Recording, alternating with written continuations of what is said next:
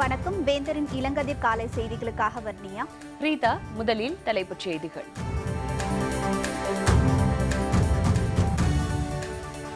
சிறைப்பிடிக்கப்பட்ட இந்திய விமானப்படை வீரர் அபிநந்தன் இன்று விடுவிப்பு.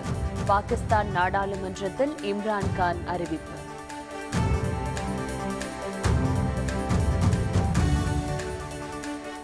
இன்று தமிழகம் வருகிறார் பிரதமர் மோடி. கன்னியாகுமரி நிகழ்ச்சியில் பங்கேற்பு.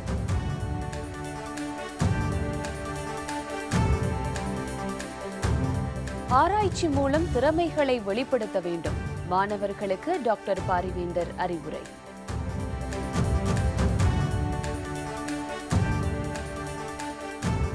தமிழகம் புதுச்சேரியில் +2 தேர்வுகள் இன்று தொடக்கம். 8,87,000 பேர் தேர்வு எழுதுகின்றனர். பாகிஸ்தான் ராணுவத்தால் சிறைப்பிடிக்கப்பட்ட இந்திய விமானப்படை விமானி அபிநந்தன் இன்று விடுதலை செய்யப்படுவார் என அந்நாட்டு பிரதமர் இம்ரான்கான் அறிவித்துள்ளார். இந்திய வான் பகுதியில் நேற்று முன்தினம் அத்துமீறி நுழைந்த பாகிஸ்தான் போர் விமானத்தை இந்திய போர் விமானங்கள் விரட்டியடித்தன. அப்போது எதிர்பாராத விதமாக பாகிஸ்தான் எல்லைப் பகுதிக்குள் சென்ற இந்திய போர் விமானம் சுட்டு வீழ்த்தப்பட்டதுடன் விமானி அபிநந்தனை அந்நாட்டு ராணுவத்தினர் சிறைப்பிடித்தனர். அபிநந்தனை பாதுகாப்பாக ஒப்படைக்க வேண்டும் என இந்தியா வலியுறுத்தியது. இதனிடையே நாடாளுமன்ற கூட்டத்தில் பேசிய பாகிஸ்தான் பிரதமர் இம்ரான்கான் அமைதி மற்றும் நல்லெண்ண அடிப்படையில் அபிநந்தன் விடுதலை செய்யப்படுவார் என அறிவித்தார். இதன்படி இன்று பிற்பகல் லாகூரில் இந்திய தூதரக அதிகாரிகளிடம் அபிநந்தன் ஒப்படைக்கப்பட உள்ளார். அபிநந்தன் அங்கிருந்து விமானம் மூலம் இந்தியா வருகிறார். அவரை வரவேற்க அவரது குடும்பத்தினர் தில்லி புறப்பட்டு சென்றுள்ளனர். முப்படைகளும் ஒன்றிணைந்து நாட்டின் பாதுகாப்பையும் நாட்டு மக்களின் பாதுகாப்பையும் உறுதிப்படுத்துவோம் என முப்படை அதிகாரிகள் கூட்டாக தெரிவித்துள்ளனர். தரைப்படை அதிகாரி சுந்தரேஷ் சிங் மெகல், விமானப்படை அதிகாரி RKG கபூர், கப்பற்படை அதிகாரி DS குஜரால் ஆகியோர் தில்லியில் கூட்டாக செய்தியாளர்களை சந்தித்தனர். அப்போது கடந்த 27ஆம் தேதி காலை 10 மணிக்கு ஏராளமான பாகிஸ்தான் விமானங்கள் இந்தியாவை நோக்கி வந்த நிலையில் இந்தியாவின் மிராஜ் விமானங்கள் அவற்றை விரட்டியடித்ததாக தெரிவித்தார். மேலும் பாகிஸ்தானின் F-16 ரக விமானத்தை இந்திய படைகள் சுட்டு வீழ்த்தியதாகவும் இந்திய விமானப்படையின் விரைவான செயல்பாட்டால் இந்திய நிலைகள் மீது தாக்குதல் நடத்தப்படவில்லை என்றும் கூறினார். நமது எல்லையில் உள்ள அனைத்து துருப்புகளும் தயார் நிலையில் உள்ளதெனவும் எந்த சூழ்நிலையும் சமாளிக்க தயாராக உள்ளதாகவும் அவர்கள் தெரிவித்தனர். விமானப்படை வீரர் அபிநந்தனை பாகிஸ்தான் விடுவிப்பதாக அறிவித்துள்ளது மகிழ்ச்சி அளிப்பதாகவும் அவர்கள் கூறினர்.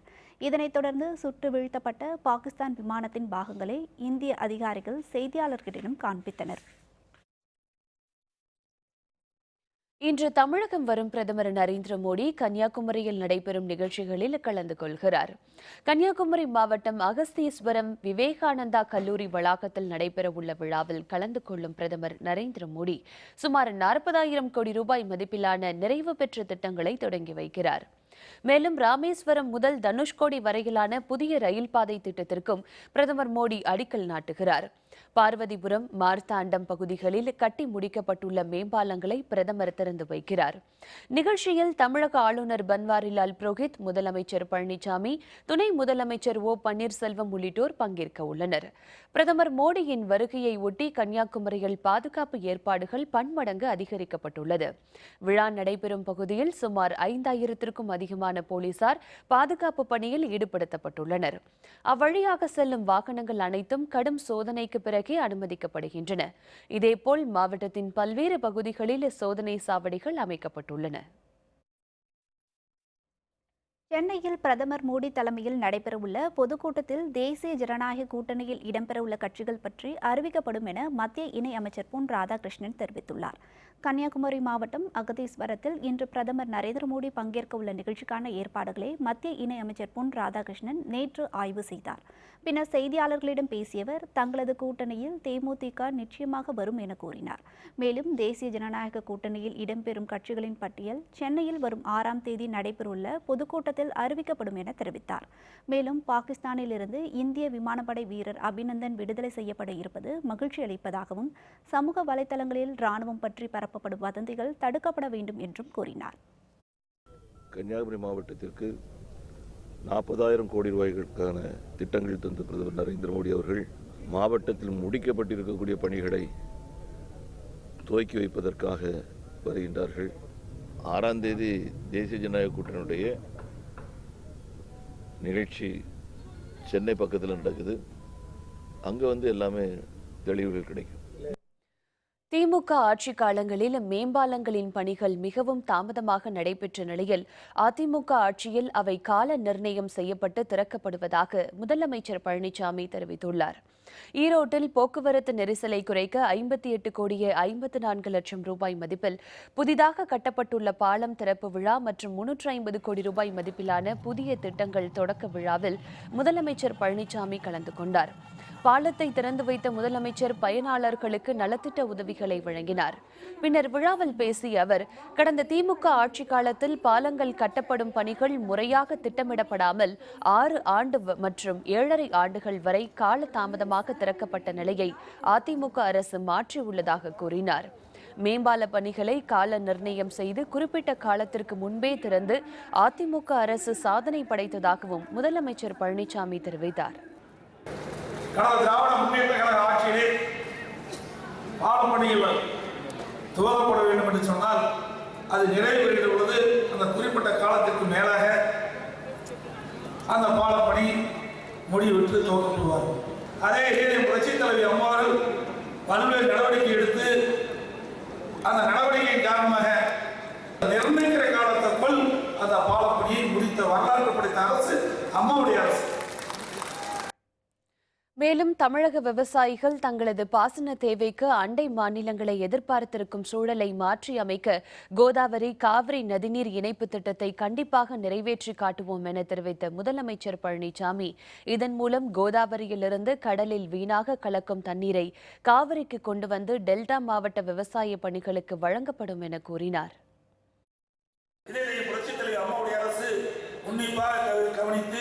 தகுந்த ஆதாரத்தோடு எடுத்து வைத்து இன்றைக்கு காவிரி நதிநீர் பிரச்சனையை தீர்த்த அரசு அம்மாவுடைய அரசு. 50 ஆண்டு காலம் தீர்க்க முடியாத பிரச்சனையை தீர்த்து வைத்த பெருமை அம்மாவுடைய அரசை சாரும் என்று மகிழ்ச்சியான இந்த நேரத்தில் தெரிவிக்கிறேன். இன்றைக்கு நம்முடைய விவசாயிகளுக்கு தேவையான நீரை பெறுவதற்காக கோதாவரி காவிரி இணைப்பு திட்டத்தை நாங்கள் உருவாக்க இருக்கின்றோம்.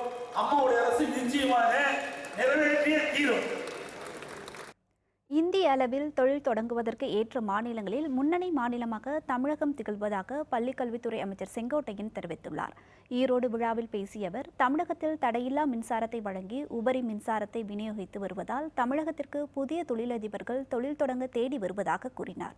அரசின் முயற்சி காரணமாக தமிழகத்தில் 3,431 கோடி ரூபாய் மதிப்பீட்டில் முதலீட்டை பெற்றதுடன் 10,50,000 பேருக்கு வேலைவாய்ப்பும் வழங்கப்பட்டுள்ளதாகவும் அமைச்சர் செங்கோட்டையன் தெரிவித்துள்ளார். தொழில் துவங்குகின்ற இந்தியாவிலே தமிழ்நாடு தான் முன்னணி மாநிலமாக திகழ்வதற்கு காரணம், இந்த மாநிலம் அமைதி மாநிலமாக திகழ்ந்து கொண்டிருக்கிறது. அதே நேரத்தில் தடையில்லா மின்சாரம் இருக்கின்ற மாநிலமாக, உபரி மின்சாரம் இருக்கின்ற மாநிலமாக இந்த மாநிலம் திகழ்ந்து கொண்டிருக்கிறது. என்ற அடிப்படையில் 3,431 கோடி ரூபாய் நிதிகளை இன்றைக்கு அள்ளி தந்திருக்கிறார் என்று சொன்னால் 10,50,000 பேருக்கு வேலை உத்தரவாதத்தை தருகிற மாற்றத்தை உருவாக்கி இருக்கிற நம்முடைய தமிழக முதலமைச்சர் அவர்கள் அதை நிறைவேற்றி தந்திருக்கிறார் என்பதை காணுகின்ற போது இந்த மாநிலம் இந்தியாவுக்கு முதல் மாநிலமாக திகழப் போகிறது. SRM அறிவியல் மற்றும் தொழில்நுட்ப கல்வி நிறுவனத்தில் பயிலும் மாணவர்கள் தங்களது திறமைகளை ஆராய்ச்சி மூலம் வெளிப்படுத்தி வெற்றி காண வேண்டும் என டாக்டர் பாரிவேந்தர் தெரிவித்துள்ளார். காஞ்சிபுரம் மாவட்டம் காட்டாங்கொளத்தூரில் உள்ள SRM அறிவியல் மற்றும் தொழில்நுட்ப பல்கலைக்கழகத்தில் ஆண்டுதோறும் ஆராய்ச்சி நாள் விழா கொண்டாடப்படுவது வழக்கம்.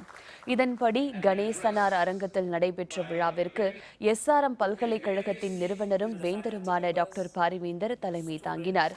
விழாவில் SRM பல்கலைக்கழக பிரசிடென்ட் சத்யநாராயணா, சிறப்பு விருந்தினர்களான பெங்களூரு IIT-யின் இயக்குநர் பேராசிரியர் அனுராக் குமார், தில்லி DRDO இயக்குநர் டாக்டர் S. குருபிரசாத் ஆகியோர் கலந்து கொண்டனர். விழாவில் வெற்றி பெற்ற ஆராய்ச்சியாளர்கள் மற்றும் மாணவர்களுக்கு பதக்கங்களும் சான்றிதழ்களும் வழங்கப்பட்டன. பின்னர் பேசிய டாக்டர் பாரிவேந்தர், இளம் ஆராய்ச்சியாளர்கள் தங்களது ஆய்வுகளை தொழில்நுட்ப வளர்ச்சிக்கும் மற்றும் தொழில் முன்னேற்றத்திற்கும் வழிவகுக்கும் வகையில் மேற்கொள்ள வேண்டும் என தெரிவித்தார். In fact, before you get your degree from this university, everyone should do some research or invent something or develop something that is already there or improve the the equipment that the farmers used around. Likewise, new developments is already existing in the day-to-day use machines. This is very important. தமிழகம் புதுச்சேரியில் +2 பொதுத் தேர்வு இன்று தொடங்குகிறது. இந்த தேர்வை 8,87,000 பேர் எழுதுகின்றனர். 2018-19 கல்வி ஆண்டுக்கான +2 பொதுத் தேர்வு இன்று தொடங்கி வருகின்ற 19ஆம் தேதி வரை நடைபெறுகிறது. +2 பொதுத் தேர்வை தமிழகம் மற்றும் புதுச்சேரியில் 8,87,992 பேர் எழுத உள்ளனர். தமிழகம் மற்றும் புதுச்சேரியில் 2,944 தேர்வு மையங்கள் அமைக்கப்பட்டுள்ளன. தேர்வில் முறைகேடுகள் நடக்காமல் கண்காணிக்க அனைத்து மாவட்டங்களிலும் சுமார் 4000 பறக்கும் படை மற்றும் நிலையான படை உறுப்பினர்கள் முதன்மை கல்வி அதிகாரிகளால் நியமிக்கப்பட்டுள்ளனர். அண்ணா பல்கலைக்கழகத்தை சேர்ந்த அதிகாரிகள் முக்கிய பாடங்களுக்கான தேர்வு நாட்களில் தேர்வு மையங்களை பார்வையிடுவதற்காக சிறப்பு பார்வையாளர்களாக நியமிக்கப்பட்டுள்ளனர். நடிகர் பிரபுதேவா, விஜய் சேதுபதி உள்ளிட்ட 201 பேருக்கு கலை மாமணி விருது தமிழக அரசு அறிவிப்பு. விவரம் விளம்பர இடைவெளிக்கு பிறகு.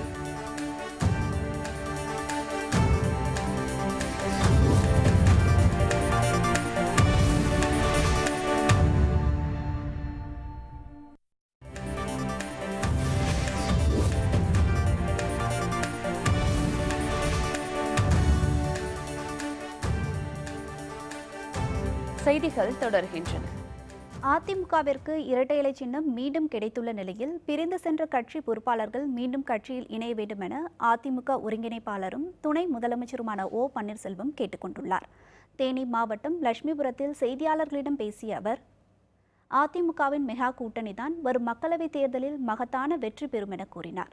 தேர்தல் பிரச்சாரத்தில் கொள்கை ரீதியான பிரச்சாரத்தையே முன்னெடுக்க உள்ளதாக கூறிய அவர், மத்திய மாநில அரசின் திட்டங்களை கூறி வாக்கு சேகரிக்க உள்ளதாகவும் தெரிவித்தார். மேலும் முல்லை பெரியாறு அணையின் நீர்மட்டத்தை 152 அடியாக உயர்த்த உச்சநீதிமன்றம் அனுமதி வழங்கியுள்ள நிலையில் அணை பகுதியில் வளர்ந்துள்ள மரங்களை அகற்றுவதற்கு கேரள அரசு அனுமதி தரவில்லை என கூறினார். அனைத்து இந்திய அண்ணா திராவிட முன்னேற்றக் கழக பொறுப்பாளர்கள் சில பேர் டெல்லி உயர்நீதிமன்றத்தின் மூலமாக பெறப்பட்டிருக்கின்ற ஒரு நல்ல தீர்ப்பு, இரட்டை இலை சின்னம் புரட்சித் தலைவரை உருவாக்கிய மாண்புமிகு அம்மாவை வளர்த்த அனைத்து இந்திய அண்ணா திராவிட முன்னேற்றக் கழகம் என்ற இந்த மாபெரும் இயக்கத்தில் தான் இருக்கிறது, அவருக்கு தான் அந்த உரிமை இருக்கிறது என்ற ஒரு நல்ல தீர்ப்பு வந்திருக்கிறது. ஆகவே அவர்கள் உண்மைத்தன்மையை புரிந்து மீண்டும் இணைய வேண்டும் என்று நாங்கள் ஏற்கனவே 2 முறை விடுத்த கோரிக்கை இன்றும் விடுத்து அவர்கள் வந்து இணைய வேண்டும் என்று அன்போடு வேண்டுகிறோம். நடிகர்கள் பிரபுதேவா, விஜய் சேதுபதி உள்ளிட்ட 201 பேருக்கு கலை மாமணி விருதுகள் வழங்கப்பட உள்ளன. இதற்கான அறிவிப்பை தமிழக அரசு வெளியிட்டுள்ளது. 2011 முதல் 2018 ஆண்டு வரையிலான விருதுகள் அறிவிக்கப்பட்டுள்ளன. இதன்படி திரைப்பட நடிகர்கள் பிரபுதேவா, சரவணன், விஜய் சேதுபதி, கார்த்தி, சசிகுமார், விஜய் ஆண்டனி, சந்தானம், சூரி, பிரசன்னா ஆகியோருக்கு கலை மாமணி விருது வழங்கப்படுகிறது. இசையமைப்பாளர் யுவன் சங்கர் ராஜா, பாடகி எஸ் ஜானகி, பாடகர்கள் உன்னிமேனன், கானா பாலா, நாட்டுப்புற பாடகர்கள் பறவை முனியம்மா, வேல்முருகன் ஆகியோர் விருதுகளை பெறுகின்றனர்.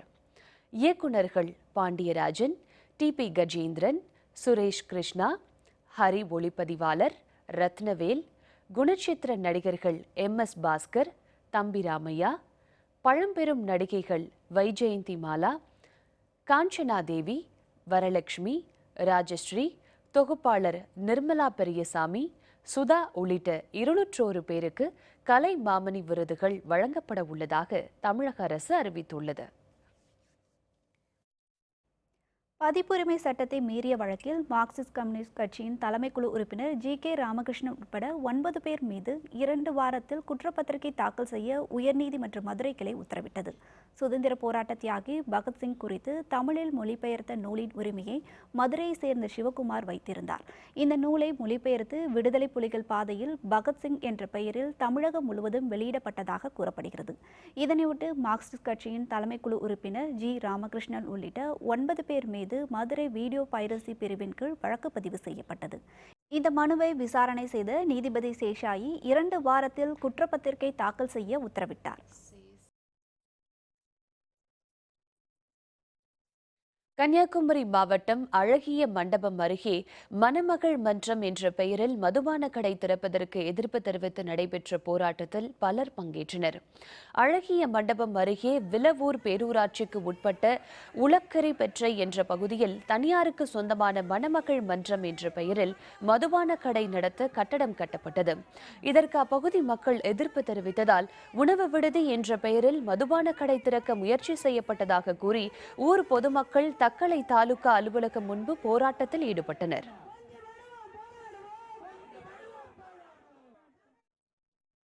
காற்றின் மூலம் நாள் ஒன்றுக்கு 30 லிட்டர் தண்ணீரை சேமிக்க முடியும் என சென்னை வானிலை ஆய்வு மையத்தின் முன்னாள் இயக்குநர் ரமணன் தெரிவித்துள்ளார்.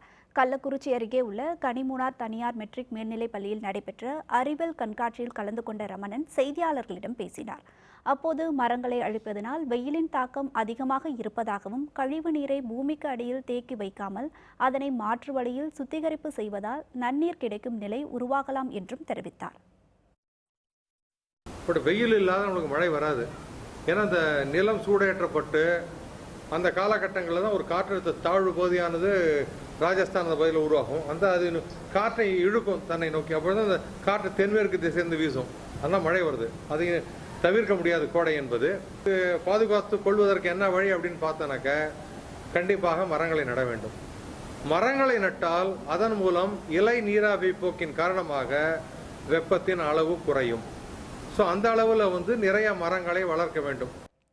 நாகப்பட்டினம் மாவட்டம் சீர்காழியில் வாழ்ந்த தமிழிசை மூவர்களுக்கு நடத்தப்பட்ட விழாவில் 2வது நாளில் இசைப்பள்ளி மாணவர்கள் கலைஞர்கள் மங்கள இசை மற்றும் பாட்டு பாடி ஆராதித்தனர்.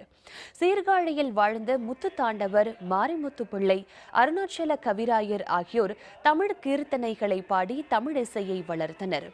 இந்நிலையில் இவர்களின் பெருமையை அறிந்து கொள்ள சீர்காழி, கடலூர், விழுப்புரம், திருவாரூர் உள்ளிட்ட மாவட்டங்களில் இருந்து வந்த அரசு இசைப்பள்ளி மாணவர்கள் பாட்டு பாடி மூவரையும் ஆராதித்தனர். இந்நிகழ்ச்சியை இசை ஆர்வலர்கள் மற்றும் பொதுமக்கள் பார்த்து ரசித்தனர்.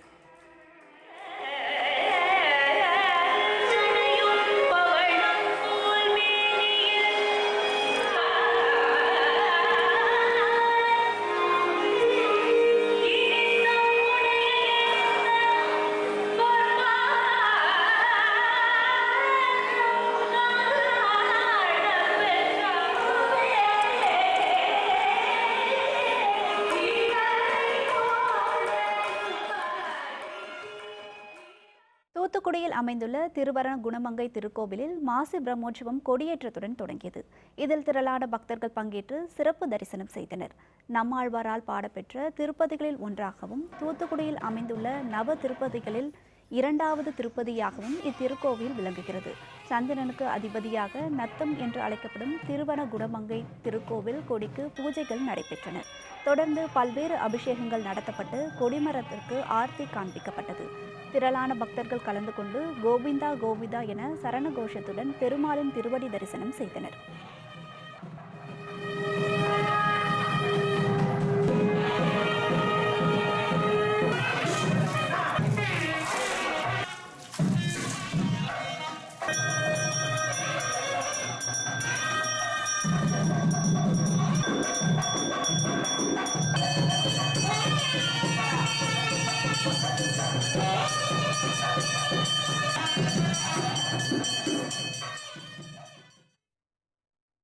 இனி செய்திகளின் தொகுப்பை காணலாம்.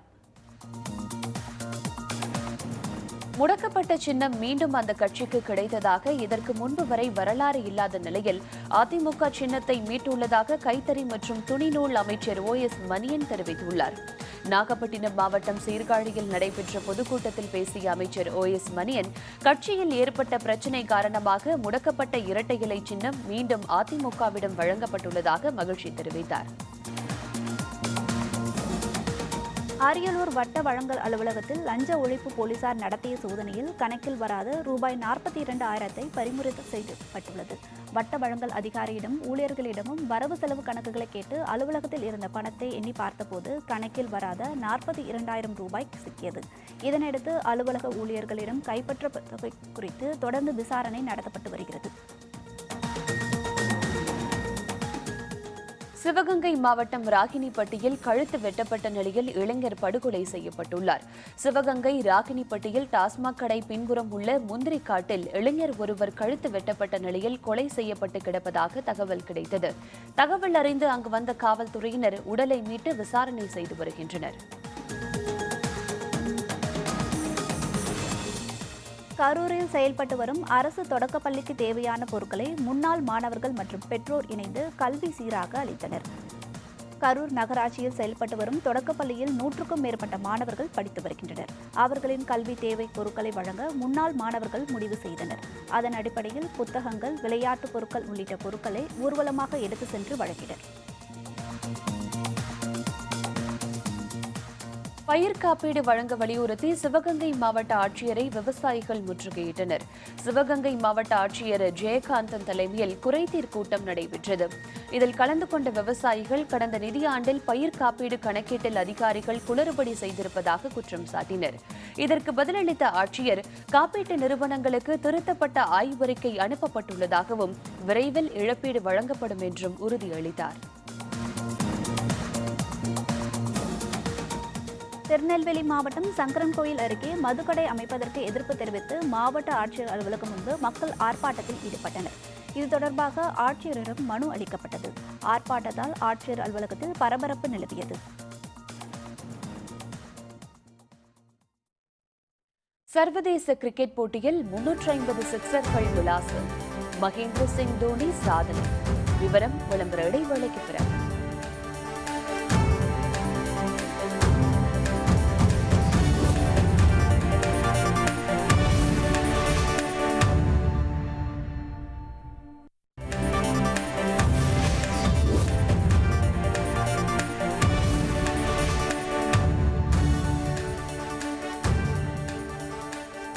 செய்திகள் தொடர்கின்றன. சர்வதேச கிரிக்கெட் போட்டியில் 350 சிக்சர்கள் அடித்த முதல் இந்தியர் என்ற சாதனையை மகேந்திர சிங் தோனி சாதனை படைத்துள்ளார். இந்தியா ஆஸ்திரேலியா இடையிலான 2வது T20 கிரிக்கெட் போட்டி நேற்று முன்தினம் பெங்களூருவில் நடைபெற்றது. இதில் MS தோனி 123 பந்தில் 40 ரன்கள் குவித்தார். அவரது ஸ்கோரில் தலா 3 பவுண்டரி மற்றும் சிக்சர்கள் விளாசினார்.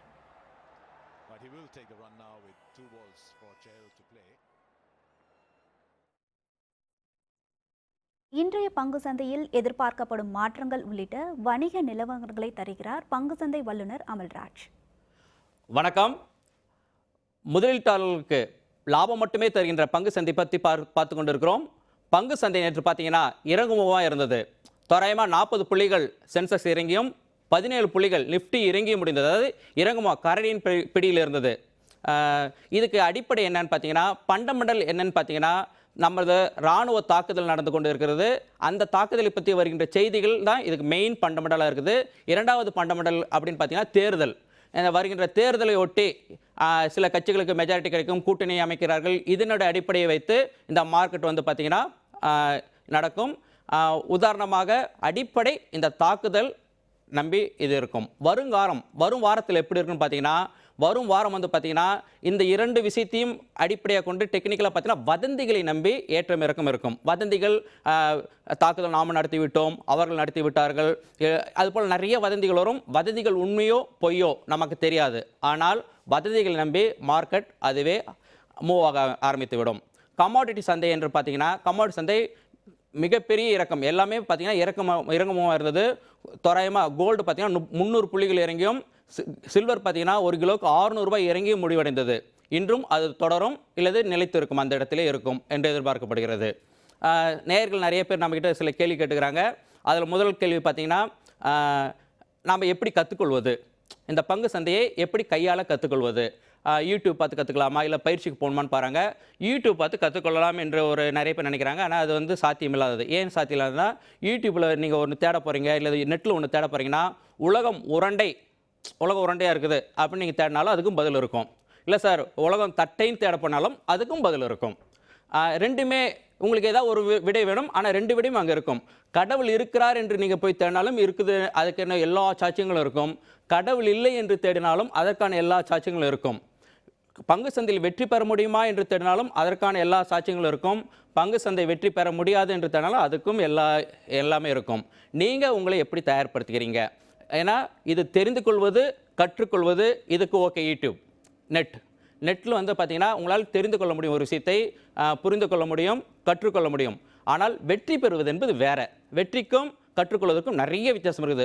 இப்போ நீங்கள் வந்து ஒரு வக்கீலாக வேண்டும் என்றால் ஒரு கல்லூரி சென்று படிக்கிறீர்கள், அது படிப்பு. ஆனால் நீங்கள் அதில் ஒரு சிறந்த வக்கீலாக மாறணும், சிறந்த ஒரு இதாக மாறணும் என்றால் நீங்கள் வந்து ஒரு சீனியரிடம் போய் ஜூனியராக சேர்ந்து தான் கற்றுக்கொள்ள முடியும். ஆகவே கற்றுக்கொள்வது நேரடியான பயிற்சிக்கு செல்ல வேண்டும். அதுவும் இலவசமாக சில பயிற்சிகள் நடக்குது. சென்னையில் பார்த்தீங்கன்னா மாதம் பயிற்சி நடக்குது. அந்த பயிற்சியில் நீங்கள் ஈடுபடலாம். இன்னொரு கேள்வி கேட்டுக்கிறாங்க நிறைய நேயர்கள், சார் நான் வந்து எனக்கு பண்ண தெரியாது, நான் யார்கிட்டயே காசு கொடுத்தா இப்போ வந்து ஒரு 2 மாதத்தில் நம்மளுக்கு டபுள் பண்ணி தராங்களே, ஒரு 10,000 கொடுத்தா 20,000 பண்ணி தருகிறாங்களே, அது உண்மையா அப்படின்னு கேட்டுக்கிறாங்க. அது கண்டிப்பாக உண்மை கிடையாது. 100க்கு 100% அது பொய். அது போல் யாருமே செய்து தர முடியாது. நீங்கள் தான் உங்களை கற்றுக்கொள்ள வேண்டும். நீங்கள் தான் உங்களை அப்கிரேட் பண்ணிக்கணும். உங்கள் பணத்தை நீங்கள் பயன்படுத்துறதுக்கும் உங்கள் பணத்தை இன்னொருத்தர் பயன்படுத்துறதுக்கும் வித்தியாசம் அதிகமாக இருக்கும். பங்கு சந்தை என்பது முதலீடு செய்வதற்கு ஒரு மிகப்பெரிய ஒரு நாலேஜ் தேவையில்லை. இன்ட்ராடே தின வர்த்தகம் செய்வதற்கு நீங்கள் உங்களை தயார்படுத்திக் கொள்ள வேண்டும். இப்போ உண்மையாக பார்த்தீங்கன்னா ஒரு கண்ணாடியில் உங்களை பார்க்குறீங்க, நீங்கள் தான் அந்த கண்ணாடி எங்கே இருக்குது, இருட்டாக இருக்குது அப்படின்னு வச்சுக்கலாம். அந்த ரூமே உங்கள் பிம்பம் செய்ய தெரியாது. வெளிச்சமாக இருக்குதுன்னு வச்சுங்களேன், இது போல் ஸ்டுடியோ ஓட்டம் வெளிச்சமாக இருந்துச்சுன்னா உங்கள் பிம்பம் நல்லா தெரியும். நீங்கள் உங்களை எப்படி பார்க்குறீங்க, இருட்டில் இருந்து நெகட்டிவ் எனர்ஜியாக பார்க்குறீங்களா, பாசிட்டிவ் எனர்ஜியாக பார்க்குறீங்களா, அதை பொறுத்து தான் உங்கள் வெற்றி உங்களை தொடர்ந்து வரும். பங்கு சந்தை என்பது பாசிட்டிவாக அவங்களை நினைக்கிறவங்களுக்கு வெற்றியை தருகிறது, பொறுமையாக இருக்கிறவங்களுக்கு வெற்றியை தருகிறது, சிறிய லாபத்தை எதிர்பார்க்கிறவர்களுக்கும் தகுதியான கையாள கற்றுக்கொள்வர்களும் பங்கு சந்தையை கையாள கற்றுக்கொள்வர்களுக்கும் மிகப்பெரிய வெற்றி தந்து கொண்டே இருக்கிறது. இந்த பங்கு சந்தையை பற்றி வரும் வாரங்களில் இன்னும் கொஞ்சம் விளக்கமாகவும், கமாடிட்டி சந்தையை பற்றி இன்னும் கொஞ்சம் விளக்கமாகவும் பார்க்கலாம். நன்றி, வணக்கம். மீண்டும் தலைப்புச் செய்திகள். சிறைப்பிடிக்கப்பட்ட இந்திய விமானப்படை வீரர் அபிநந்தன் இன்று விடுவிப்பு. பாகிஸ்தான் நாடாளுமன்றத்தில் இம்ரான்கான் அறிவிப்பு. இன்று தமிழகம் வருகிறார் பிரதமர் மோடி. கன்னியாகுமரி நிகழ்ச்சியில் பங்கேற்பு. ஆராய்ச்சி மூலம் திறமைகளை வெளிப்படுத்த வேண்டும். மாணவர்களுக்கு டாக்டர் பாரிவேந்தர் அறிவுரை. தமிழகம் புதுச்சேரியில் +2 தேர்வுகள் இன்று தொடக்கம். 8,87,000 பேர் தேர்வு எழுதுகின்றனர். இத்துடன் வேந்தரின் இளங்கதிர் காலை செய்திகள் நிறைவடைந்தன. வேந்தர் டிவி செயலியை பதிவிறக்கம் செய்து முக்கிய செய்திகளை நேயர்கள் காணலாம். மீண்டும் பகல் 1 மணிக்கு உச்சிவேளை பகல் செய்திகளில் சந்திப்போம். வணக்கம்.